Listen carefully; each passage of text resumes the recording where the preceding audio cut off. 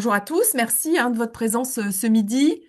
Je pense pas que ça va durer 1 heure, la présentation d'aujourd'hui sur les ressources pour orienter les femmes de victimes. J'interviens en tant que sage-femme coordinatrice de l'équipe ressources. Alors, elle était hémi-régionale jusqu'à il y a peu de temps, mais maintenant elle est départementale, cette équipe ressources, puisque, je vais vous le redire tout à l'heure, mais maintenant il y a une maison des femmes dans le département de la Vendée. Et donc, quand il y a une maison des femmes, c'est la maison des femmes qui porte la coordination de son département. Voilà.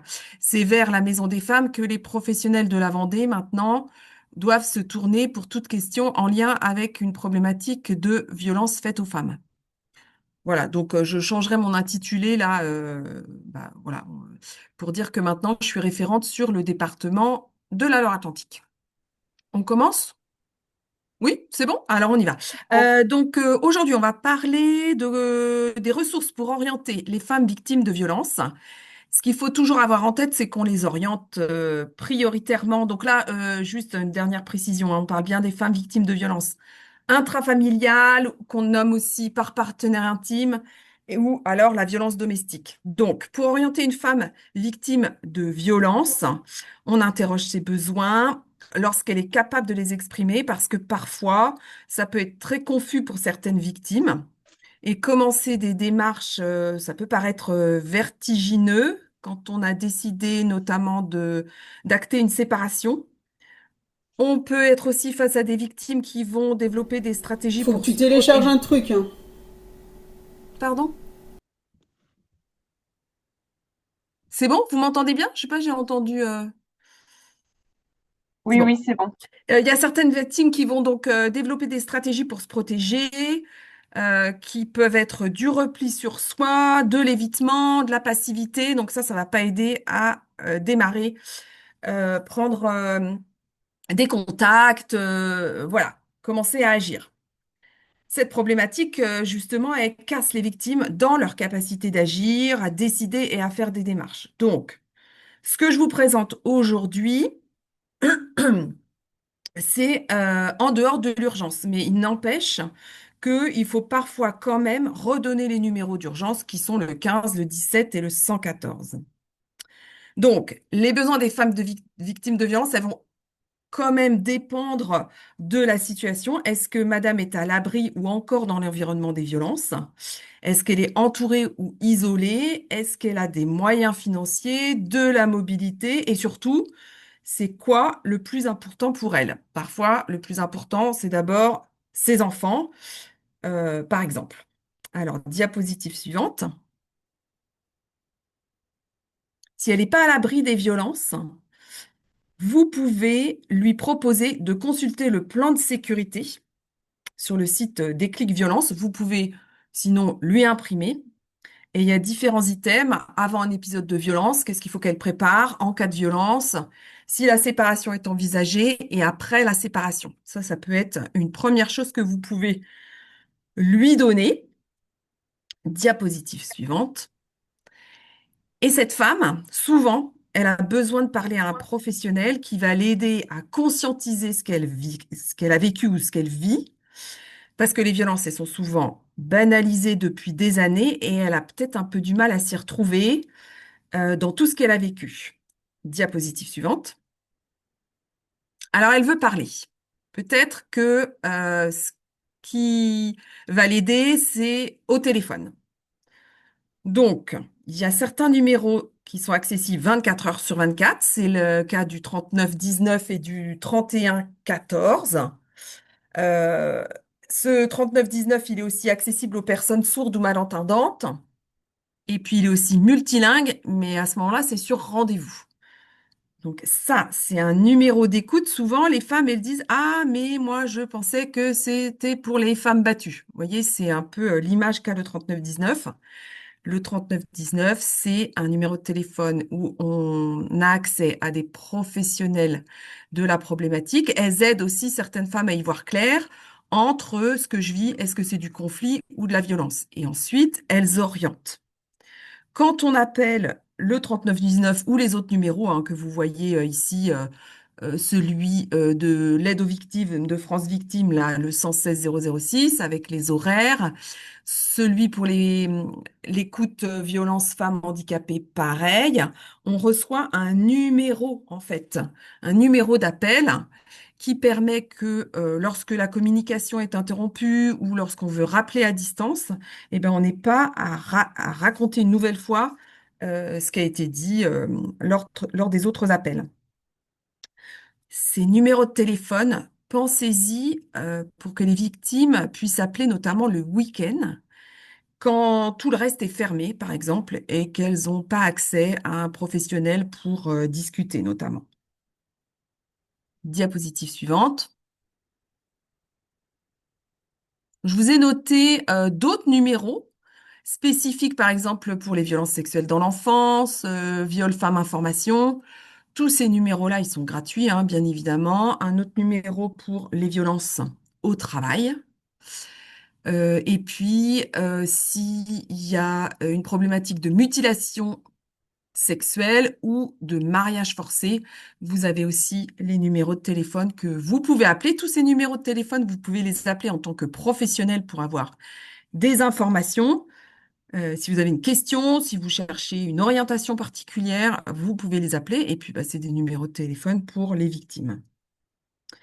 Diapositive suivante, un autre numéro de téléphone, parce que là, je sors un peu du sujet, mais quand même, je vous ai mis pour les mineurs le 119, les violences sur les réseaux 3018 et puis à l'école, le 3020.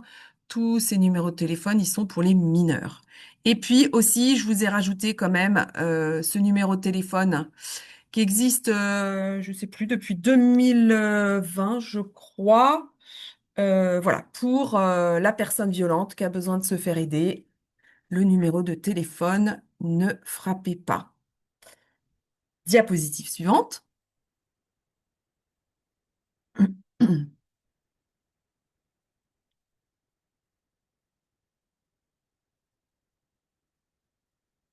Voilà.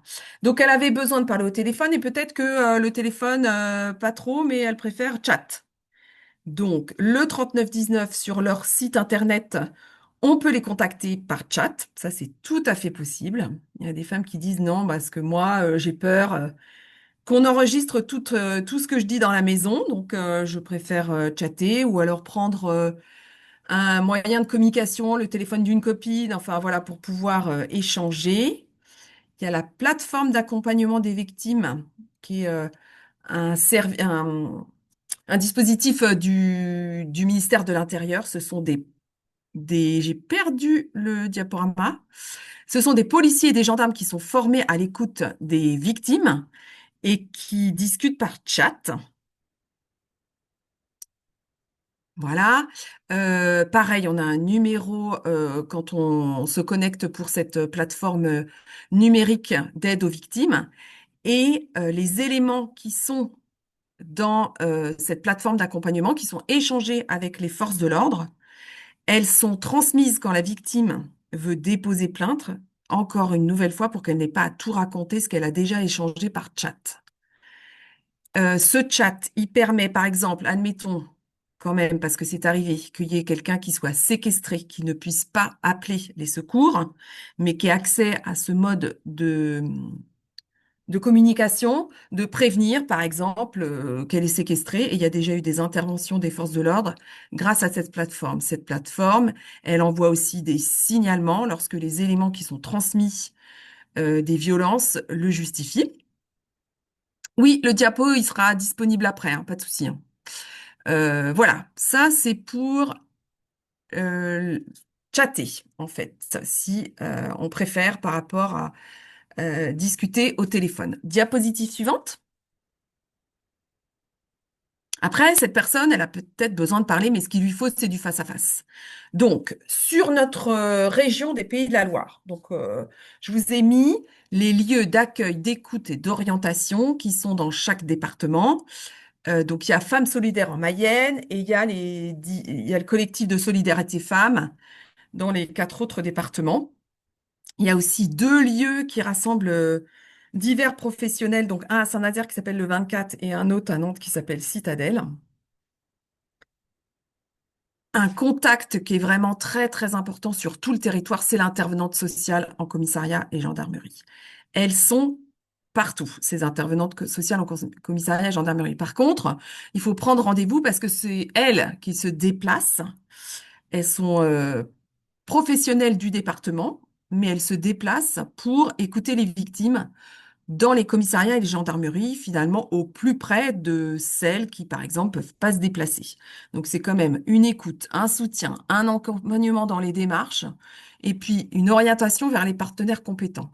Ces intervenantes sociales en commissariat, elles sont très, très importantes parce qu'elles peuvent aussi donner des informations sur l'évolution de la procédure quand il y a une procédure judiciaire. Donc, vraiment, elles font un travail pour les victimes et leur travail, bah, c'est les violences, pas que intrafamiliales, mais beaucoup les violences. Pensez aux infirmières azalées, parce que moi, j'en connais, qui sont sensibilisées à cette problématique et qui sont un lieu d'écoute en face à face pour parler de la situation et ensuite orienter les victimes. Diapositive suivante. Alors, peut-être que vous connaissez déjà, si vous avez déjà assisté à une visio comme ça, cette cartographie qui est accessible sur orientation violence femmes pdl.fr. Donc, il y a les 5 départements de notre région. Vous cliquez sur celui qui vous intéresse. Et je vous ai mis, par exemple, pour les violences intrafamiliales, on peut cocher l'intervenante sociale en commissariat et gendarmerie. Et comme ça, vous avez le contact du secteur géographique que vous cherchez, quoi. Voilà, vous avez différents types d'accompagnement. Voilà, on coche en fonction de ce dont on a besoin. Diapositive suivante. Donc là, par exemple, je vous ai mis un exemple de la permanence de solidarité femmes 85 qui se déplace au commissariat de police des Sables-d'Olonne, par exemple. Voilà. Euh, Ce contact, eh ben, vous pouvez l'imprimer pour le donner à madame.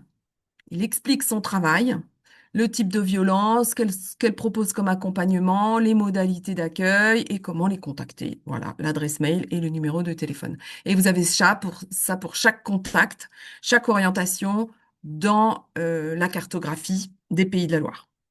Diapositive suivante. Il y a aussi des associations spécialisées dans les centres sociaux départementaux. Donc là, c'est un groupe de parole que j'ai trouvé, je crois, à Rezé, si je me trompe pas. Donc, il y a des initiatives locales. Je peux pas toutes les renseigner là. Donc, bah voilà, des fois il faut chercher ou parce qu'on commence à s'intéresser à cette problématique, il y a des victimes qui nous ramènent des lieux d'orientation, d'écoute et disent ah bah voilà, moi je suis allée là et donc vous voilà, en fonction de ce qu'elle vous fait comme retour, peut-être, ou si vous allez chercher un peu plus loin ce qui se passe dans ce lieu d'écoute, de groupe de parole, ben, vous pourrez orienter d'autres femmes éventuellement. Diapositive suivante. Alors, cette femme, est-ce qu'elle a besoin de connaître ses droits? Si c'est le cas, vous pouvez l'orienter au Centre d'information sur les droits des femmes et des familles, le CIDFF, qui est partout. Bon, malheureusement, le CIDFF subit des coupes budgétaires régionales. Donc, il y a des permanences qu'ils assuraient qui peuvent plus assurer parce qu'ils ont plus du tout le même budget. Il n'empêche, ils sont quand même beaucoup présents sur le territoire des Pays de la Loire. Et j'ai bien entouré information en rouge parce que eux, leur travail, c'est vraiment d'informer. Diapositive suivante. Quand on veut un conseil précis sur sa situation, notamment matrimoniale, familiale, la garde des enfants, etc., le CIDFF ne le fera pas. Il faut un avocat. Pour un conseil individuel, c'est indispensable. Vers qui on se tourne? Des maisons de l'avocat, il y en a un peu partout, des points d'accès au droit. Donc, ça va pas être un accompagnement juridique tel qu'un avocat privé, mais on peut déjà avoir un certain nombre d'informations au CIDFF, de conseils sur sa situation, voilà, ponctuellement. On peut aussi aller dans une maison de justice et du droit. Voilà, il faut bien avoir en tête que quand on cherche un conseil, c'est que les avocats. Diapositive suivante. Donc, le CIDFF, son travail, c'est de l'accès au droit, c'est la lutte contre les violences et c'est des thèmes sur l'emploi, la formation et la création d'entreprises. Et comme les trois peuvent être liés, eh ben, on a toutes les informations dans un même lieu. Donc ça, c'est vraiment précieux comme orientation. Diapositive suivante. Le conseil qu'il faut absolument donner aux femmes victimes de violences et qui disent, ben moi, voilà, je vais me séparer et puis éventuellement, bah, il y a des enfants, hein, mariés ou pas. Donc, la séparation dans un contexte de violence, ça se prépare. Voilà, ce qui serait l'idéal. Dans l'idéal, c'est de pouvoir bien préparer cette séparation euh, avant, notamment de l'annoncer à son conjoint. Diapositive suivante. Alors, elle peut avoir besoin d'un hébergement. Donc, à qui elle va s'adresser, cette victime? Eh ben, faut l'orienter. Alors, si elle a les moyens vers des bailleurs privés, hein, bien sûr, elle aura peut-être d'ailleurs pas attendu que vous lui disiez, mais enfin bon, voilà, elle peut quand même déposer des dossiers dans le privé, et puis sinon, aller voir une assistante sociale de secteur dont c'est le travail. Dans les mairies, il y a souvent, enfin, en tout cas, moi, je les connais très, très bien pour le département de la Loire-Atlantique. C'est pas dans toutes les mairies, mais il y en a beaucoup qui ont signé un contrat local sur les violences sexuelles et sexistes, avec, dans ce contrat, un protocole de mise à l'abri et des procédures d'urgence sociale. Mais pour avoir accès euh, à ces procédures, de toute façon, il faut passer par l'assistante sociale de secteur. Voilà. L'hébergement. On peut bénéficier d'aides financières, par exemple. Donc là, alors, en passant par l'assistante sociale de secteur, elle va faire le point sur tout ce dont la victime a droit. Et sinon, on peut se présenter à la CAF, faire une demande d'aide d'urgence qui est spécifique pour les femmes victimes de violences conjugales. Cette aide d'urgence, elle va être attribuée sous condition de ressources. Et en fonction de ces ressources, il faut bien savoir que cette aide, elle peut être, on peut demander à la victime de la rembourser. Voilà, elle n'est pas donnée comme ça. Voilà, ça c'est pour l'hébergement et l'aide financière. Cette femme victime de violence, elle va peut-être elle va peut-être émettre comme besoin celui d'être protégée. Diapositive suivante. Alors, avant de passer par la case dépôt de plainte, il faut savoir qu'il existe un dispositif qui s'appelle l'ordonnance de protection, qui pour protéger les victimes de violences conjugales ou intrafamiliales. Et je vous ai mis le lien du site sur lequel ils répondent à différentes questions. Les conditions pour obtenir la délivrance d'une ordonnance de protection, la procédure, les mesures qui peuvent être prononcées, l'ordonnance provisoire de protection immédiate et l'exécution de l'ordonnance de protection. Donc voilà, ça c'est pas, enfin vous pouvez bien sûr hein, aller voir ce qu'il en est, mais c'est pas notre travail d'expliquer ce qu'il en est. Parce que de toute façon, pour faire une demande d'ordonnance de protection, c'est pour être protégé sans passer par le dépôt de plainte. Il va falloir quand même se faire aider pour remplir cette ordonnance de protection. Hein, on le fait pas tout seul sur la table de la cuisine, c'est pas une bonne idée. Parce que ensuite, cette demande d'ordonnance de protection, elle est étudiée par le procureur et c'est le procureur, pardon, excusez-moi, c'est le juge aux affaires familiales qui va en fait statuer sur cette demande d'ordonnance de protection. Donc, pour la remplir correctement, c'est mieux aussi d'avoir un certificat médical ou une attestation d'un professionnel de santé. En fait, quand elle est correctement remplie avec des éléments, eh ben, on a plus de chances d'obtenir cette ordonnance de protection. Qu'est-ce qu'on peut obtenir par une ordonnance de protection? Eh ben, la jouissance du domicile et que monsieur soit interdit de contact avec madame, les enfants aussi. Et elle peut être délivrée pour 12 mois.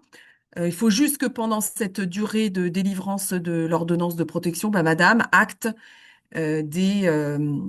la séparation, voilà, le divorce, enfin, des choses pour se séparer de monsieur. Voilà. Donc, c'est mieux d'aller voir une association d'aide aux victimes, type France Victimes, c'est clairement son travail, ou de se faire aider d'un avocat qui a l'habitude des divorces dans ce contexte. Et puis, en fonction des faits, en fait, qui sont portés à la connaissance du juge aux affaires familiales, elle peut être délivrée en 24 heures, très rapidement. Sinon, le délai habituel, c'est 6 jours entre on a déposé la demande d'ordonnance de protection et les effets qui vont être, quand c'est accepté, qui vont être signifiés à monsieur, peuvent démarrer au bout de 6 jours, après avoir demandé la protection. Voilà, ça c'est un premier dispositif. Diapositive suivante.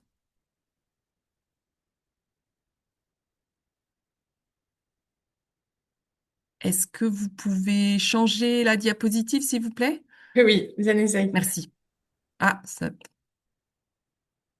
change pas.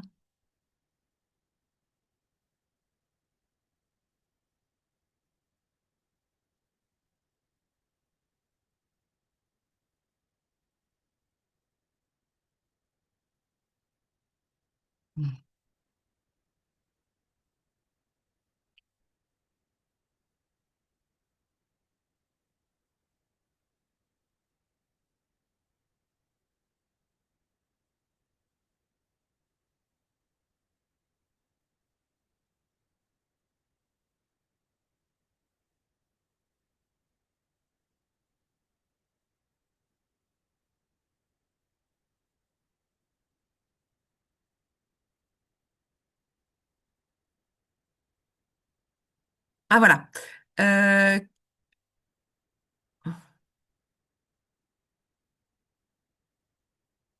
voilà. L'autre moyen d'obtenir de la protection, bah, c'est en dénonçant les victimes, en dénonçant, pardon, les violences aux forces de l'ordre. Donc, je vous avais déjà parlé de passer éventuellement par l'intervenante sociale en gendarmerie et commissariat qui va bien expliquer la procédure, la durée du dépôt de plainte, parce que bah, ça peut prendre entre 3 et 4 heures, un dépôt de plainte pour violence à l'intérieur de la famille, violence de couple. Ça peut être via la plateforme d'accompagnement des victimes, ça je vous en ai déjà parlé. Sinon, il faut se présenter dans un commissariat ou une gendarmerie qui n'est pas obligatoirement celle de son domicile. Et normalement, aucun officier ne peut refuser un dépôt de plainte pour violence conjugale. Donc voilà, il faut savoir qu'il faut avoir du temps, hein. Si on se présente et qu'une heure après, il faut aller chercher ses enfants, par exemple, ça va pas être possible. Mais il y a une autre façon de dénoncer les violences sans passer par un commissariat ou une gendarmerie, c'est d'écrire directement au procureur de la République. On lui envoie un courrier et on lui décrit ce qu'on vit, voilà, en expliquant le mieux possible ce qui se passe. Voilà, si on a le courage et si on est suffisamment à l'aise pour écrire, voilà, pourquoi pas. Il faut savoir que nous, au CHU, mais j'ai l'impression que sur le département, c'est le seul établissement hospitalier où c'est possible. Eh bien, quand une victime se présente aux urgences, notamment, eh bien, on peut lui proposer de faire un dépôt de plainte simplifié dans le cadre des violences conjugales. Donc, son dépôt de plainte, il est pris manuscritement sur un formulaire et ensuite on l'envoie euh, eh bien, au procureur qui va bah, entamer une procédure judiciaire ou pas. Voilà. C'est comme ça que ça se passe. Donc souvent, madame, ensuite, elle est reconvoquée pour un dépôt de plainte, mais elle a un rendez-vous, hein. Donc ça peut être intéressant quand même de pas attendre dans ces lieux avant de déposer plainte. Diapositive suivante. Oui, un dernier dispositif, parce que peut-être vous le connaissez, Appel. C'est une application, euh, alors de protection plutôt de solidarité entre femmes victimes de violences et ben leur réseau de proches, quoi. Voilà, c'est gratuit, ça peut déjà donner le sentiment de se sentir un peu protégé quand on a besoin d'aide, on peut appeler à l'aide rapidement. Le téléphone s'allume et puis les contacts peuvent entendre ce qui se passe, par exemple. J'ai vu une petite question passer. Bah oui, oui, si on a le mail, on peut écrire par mail, il n'y a aucun problème, hein, au procureur. Oui, tout à fait. Diapositive suivante. Alors, tout ça, tout ce qui est connaître ses droits, se séparer, l'hébergement, l'aide financière, la protection, le dépôt de plainte. Toutes les informations sont sur le portail de ressources multilingues pour toutes les victimes de violences conjugales en France et les professionnels qui les accompagnent. Si vous voulez aller chercher des infos, c'est sur Women for Women France. Et en fait, il y a 15 langues différentes. Donc ça, c'est pour, surtout aussi pour vos patientes allophones. Peut-être qu'elle a besoin de soins psychiques, cette femme victime de violences. Alors, même si c'est pas encore très facile hein, d'avoir accès à ces 12 séances remboursées par an, peut-être que quand même ça vaut le coup. Aux urgences se fait dans n'importe quel... Non, pas dans n'importe quel hôpital. C'est vraiment, il faut des conventions qui sont signées entre les autorités judiciaires, donc le tribunal judiciaire. Donc c'est pour ça que le tribunal judiciaire de Nantes est venu signer un protocole avec le CHU de Nantes pour que ce dépôt de plainte simplifié puisse se faire au CHU de Nantes. Mais en fait, le centre hospitalier de Saint-Nazaire n'a pas contractualisé ça, par exemple, avec le tribunal judiciaire de Saint-Nazaire. Et puis pour les autres départements, comme je m'en occupe pas trop, mais franchement, je crois pas que c'est été fait. Mais pourtant, c'était une promesse du Grenelle hein, des violences de 2019. Donc voilà, ça arrive tardivement. Et puis c'est des volontés locales en fait. Hein. C'est très administratif ces protocoles. Donc moi, par exemple, j'ai pas du tout participé à cette contractualisation, si vous voulez. Bon. Euh, non, diapositive suivante, précédente parce que j'ai pas tout dit, je crois. Ouais, voilà. Donc, ça vaut quand même le coup de se mettre dans la file d'attente, hein, s'il y a quand même une ou un psychologue formé au psychotraumatisme des violences à l'intérieur de la famille et qui est dans le dispositif Mon soutien psy. Hein, c'est quand même toujours intéressant de se mettre dans la file d'attente. Il y a dans certains commissariat une psychologue. Donc, il faut penser à elle et lui adresser les victimes parce que c'est pas pour les victimes qui déposeraient plainte exclusivement, par exemple. Non, elle est là pour toutes les victimes. Et puis, une particularité pour les violences sexuelles, bon, l'inceste aussi, hein. Eva, c'est le nouveau nom de l'association qui s'appelait en fait avant SOS Inceste et Violences Sexuelles. Et en fait, jusqu'à 25 ans, les séances de travail psychologique, en fait, ah, excusez-moi, j'ai oublié le mot. Euh,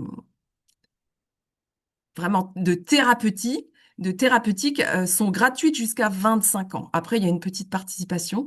Voilà, faut y penser. Et puis après, bah, vous avez tous les CMP, tout ça, c'est sûr, mais en fait, c'est très difficile d'y accéder en tant que majeur pour ce motif, parce que eux, ils prennent vraiment des situations, surtout ils essayent de prendre les plus jeunes, en fait, c'est peut-être pas la peine de perdre du temps. Enfin, en tout cas, en Loire-Atlantique, on a arrêté d'en perdre en disant aux femmes d'aller dans les CMP parce que c'est pas le public qui reçoivent, en fait. Diapositive suivante. Et puis, n'oubliez pas, donc là, on a parlé des soins psychiques, mais il y a peut-être des besoins en santé sexuelle, en santé physique. Donc ça, vous pouvez orienter dans votre réseau. Faut penser au planning familial qui est quand même bien présent sur notre territoire. Au mouvement du nid pour tout ce qui est en lien avec la santé du système constitutionnel. Et oui, malheureusement, Eva, c'est Nantes et Saint-Nazaire. Hein, ils se déplacent, ils ont un bus aussi, ils sont dans le sud-Loire du département. J'avoue que nous, on a énormément de chance avec cette association, mais malheureusement, elle n'a pas fait de petit nulle part. Il y avait une mini antenne à Grenoble, mais je ne sais pas si vraiment elle est active. Donc, mais par contre, cette association, elle n'accueille pas que les victimes du 44. Hein. Il y a des victimes qui viennent dans l'association EVA qui font des kilomètres et des kilomètres. Il y a une antenne mobile d'écoute sur EVA qui fait autour. Oui, tout à fait. Tout à fait. Autour de Nantes, oui, tout à fait. Donc oui, oui, orienté. Hein, j'ai pas fini. Ouais, pardon. Orienté vers Eva. Si vous avez des victimes qui vous disent, ah, moi, ça me fait pas peur de faire 150 kilomètres pour mon accompagnement psychique. Bah, faut l'adresser, hein, il n'y a pas de souci. Hein. S'il y a une maison des femmes, alors, bon, la première maison des femmes de notre région, bah, c'est la Vendée. Voilà, c'est eux les premiers depuis le 19 janvier 2026. Donc, n'hésitez pas à orienter les femmes vers cette maison qui a un accès sécurisé, qui a un parking, enfin voilà. Elle n'est pas ouverte tous les jours, mais on peut appeler, on peut avoir quelqu'un en ligne le lundi, le mardi, le jeudi et le vendredi. Diapositive suivante.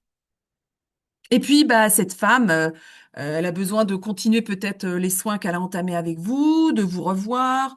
Elle va avoir besoin de soutien, de continuité, que vous lui rappeliez régulièrement qu'elle n'est pas responsable de ce qu'elle subit.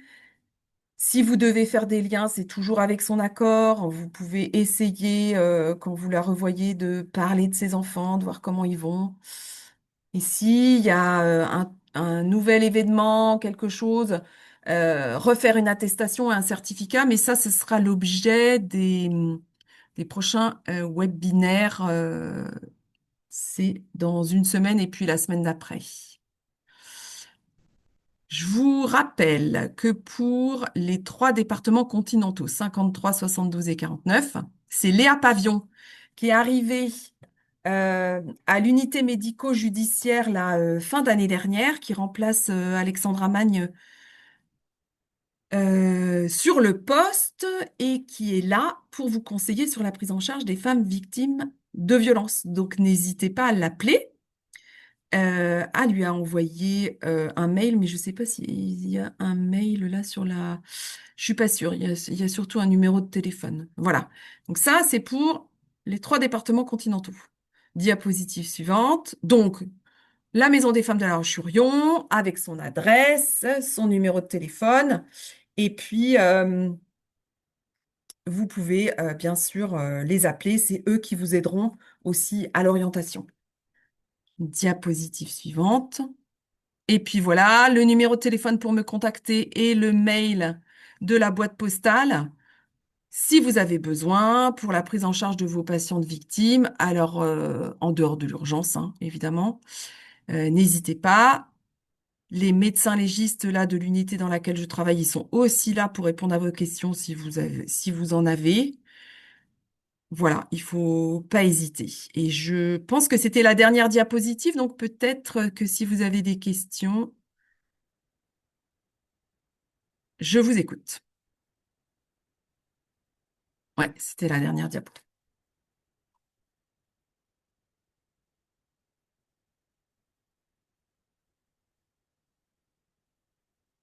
Est-ce que ça vous a paru suffisamment clair pour vous repérer dans l'orientation d'une femme victime?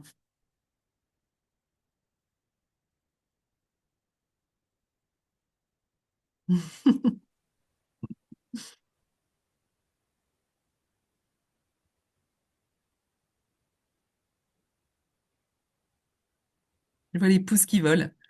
Chez une patiente qui m'a confié des violences conjugales. Alors, oh là là, ouais, j'ai pas réussi à voir la fin. Voilà. En écrivant, ok, ça j'avais répondu. Antenne, des violences conjugales et ces violences conjointes sur la bébé. Ah oui, oui, oui, oui. Je me souviens de votre question. Non, j'ai pas de retour d'expérience là-dessus. Et donc, vous avez été contacté par une psychologue pour avoir des infos. Et le commissariat pourrait auditionner suite à la plainte que la patiente avait déposée contre son mari. Alors, oui. Euh, en fait, donc du coup, vous vous êtes... Oui, ça, c'était la question à qui y avait dans le mail. Moi, j'ai pas de retour d'expérience. Je suis désolée par rapport à ça, mais ce que je vais faire, c'est que je vais me renseigner auprès du procureur, notamment pour savoir quand on fait ce genre d'écrit, à quoi on est soumis derrière, notamment quand on nous convoque pour avoir des infos et être auditionné. Donc ça, je vais me renseigner. Il y avait une autre question qui m'avait été posée par rapport à un cabinet d'infirmiers de nuit Et ce cabinet d'infirmiers, alors moi, moi je connais pas du tout hein, les cabinets d'infirmiers ouverts la nuit. En fait, j'ai découvert, j'ai demandé à plusieurs de mes collègues qui me disaient ah bon, on savait pas que ça existait.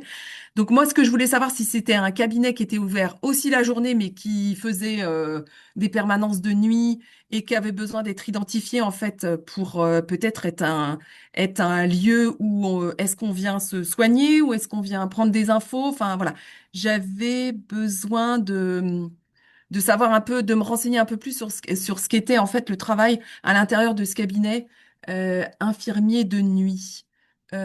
Oui, alors une brochure avec la synthèse de tous ces numéros, association, oui, oui, ça existe. C'est tout ce dont enfin, il y a peut-être pas tout, hein, il y a peut-être pas tout, mais par département, souvent, on a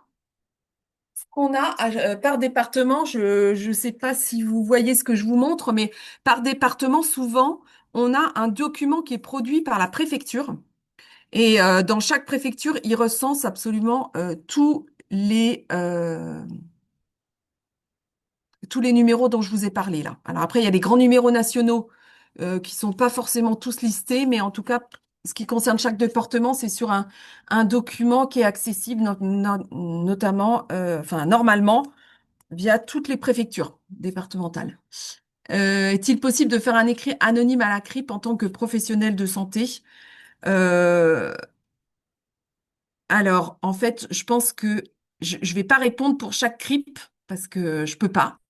Donc, je pense qu'il faut appeler la CRIP avant de leur envoyer un écrit tel que ils répondent, hein. Ils répondent tout de suite. Pour les intervenants sociaux en commissariat, comment les contacter? Alors, en fait, par exemple, là, pour le 44, sur le petit dépliant que j'ai, eh bien, il y a 4 secteurs, plus le secteur de Saint-Nazaire. Donc, enfin, il y a 5 secteurs, en fait, sur le département. Et pour chaque secteur, il y a une intervenante sociale. Donc, on trouve le numéro de téléphone. Souvent, c'est des téléphones portables. Voilà. Et sinon, bah, vous appelez le commissariat ou la gendarmerie la plus proche de chez vous.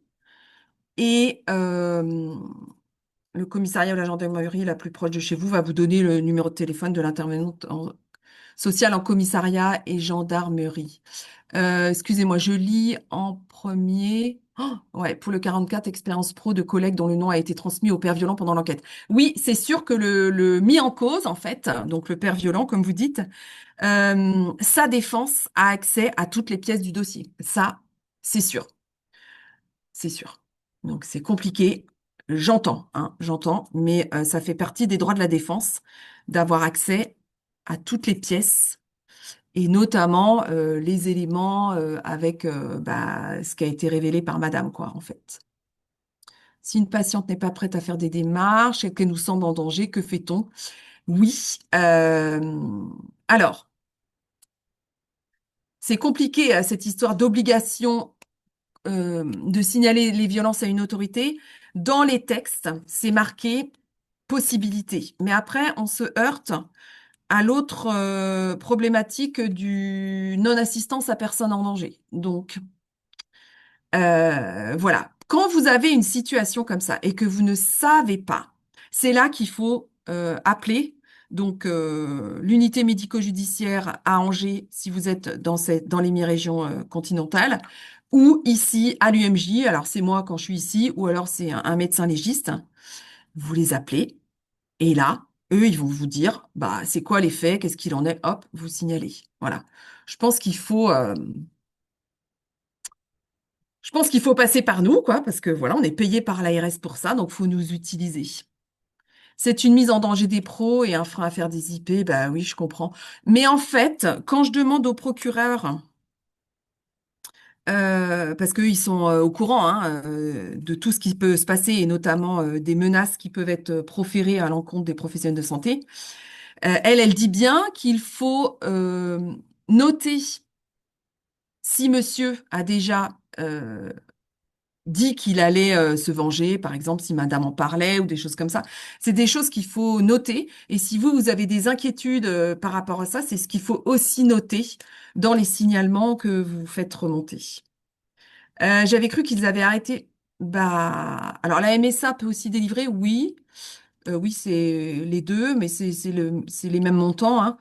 Euh, ah bah, je pense que oui, ils préviennent que l'aide va être euh, qu'on leur demandera de rembourser. Alors après, ça peut être quand il y a des procédures judiciaires, ça peut être à l'agresseur hein, de rembourser l'aide. Ça peut faire partie des choses que monsieur aura à payer après. Enfin, voilà. Ce que j'ai pas trop réussi à savoir, c'est dans quel délai hein, il fallait la rembourser cette aide d'urgence. Bon, voilà.